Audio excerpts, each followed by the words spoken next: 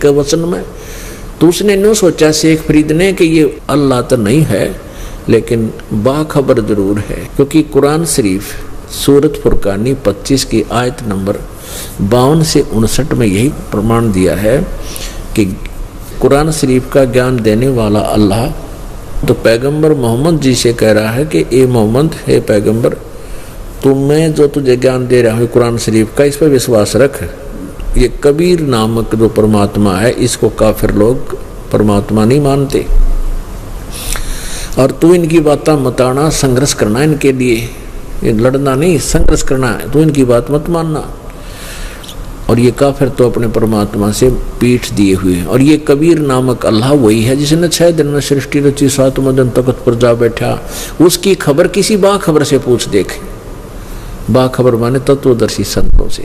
तो पुण्यात्मा इससे सिद्ध है कि कुरान शरीफ का ज्ञान कंप्लीट नहीं है, लेकिन रॉन्ग नहीं कह सकते, क्योंकि कुरान शरीफ का ज्ञान दाता अल्लाह खुद कह रहा है कि उस कबीर नामक परमात्मा जिसने 6 दिन में सृष्टि रची, 7वें दिन तख्त पर विराजमान हो गया, उसकी खबर, उसकी जानकारी किसी तत्वदर्शी संतों से पूछो। तो ये बात याद थी उसका कि ये बाखबर जरूर है, यानी जानकार है परमात्मा का। तो परमात्मा ने, कबीर साहब ने उसको क्या किया, फल खिलाए, दूध पिया, जूस पिया, ले भाई भूखा मरण तो भगवान नहीं मिलता, लेकिन ज्यादा भी नहीं खाना चाहिए। कहते हैं प्रथम अंजल संयम राख है और योग युग तब सब सतगुरु वाक है। इतना भी नहीं खावा कि दड़ी पक्का खा ले फिर अंगड़ाई टूटे जा, नींद आ जा, भक्ति होना। और इतना भी कम नहीं खाना चाहिए कि चला जाना, बैठा जा, कोडा हो जा, हाथ सूख जा, 100 बीमारियां बढ़ जा। हाँ, अंजल संयम रखे, नियमित सा खावे और अपनी भक्ति करे। फिर परमात्मा ने उसको भक्ति दी, मंत्र दिया, एक नाम जाप कर, इस भक्ति से आपका मोक्ष होगा।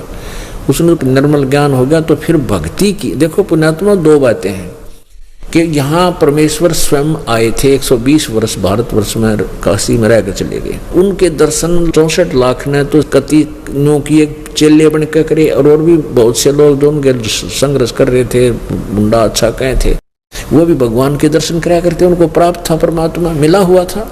लेकिन ये मिलना नहीं है। अब सतलोक में हम जाएंगे, वहां जन्म मृत्यु समाप्त होगी, वहां भगवान मिलेंगे, सदा उसके साथ रहेंगे। वो विधि, वो मजदूरी करनी पड़ेगी हमने, वो मंत्र जाप करके ही पार हो सकेंगे। तो परमेश्वर ने आकर यही बताया था कि तुम ये साधना करो, इससे तुम भक्ति के धनी हो जाओगे, और इस भक्ति के धन से, भक्ति की शक्ति से तुम सतलोक जाओगे, फिर सदा के लिए वहां रहोगे, जन्म मृत्यु मिट जाएगा। ये है भगवान का मिलना, पूर्ण मोक्ष प्राप्त। अब आपको दिखाते हैं कि किसी का विधान आप उठा कर देख लो, किसी का अपना अनुभव देख लीजिए, तो सभी ये कहते हैं परमात्मा निराकार है, परमात्मा निराकार है। और सदग्रंथ कहते परमात्मा साकार है, मनुष्य सदृश है, मनुष्य जैसा है। सबसे पहले हम पवित्र कुरान से, पवित्र बाइबल को लेते हैं। अब पवित्र बाइबल नामक एक ग्रंथ है, वो ईसाई धर्म के अनुयायियों का, ईसाई धर्म के व्यक्तियों का अनमोल रत्न है।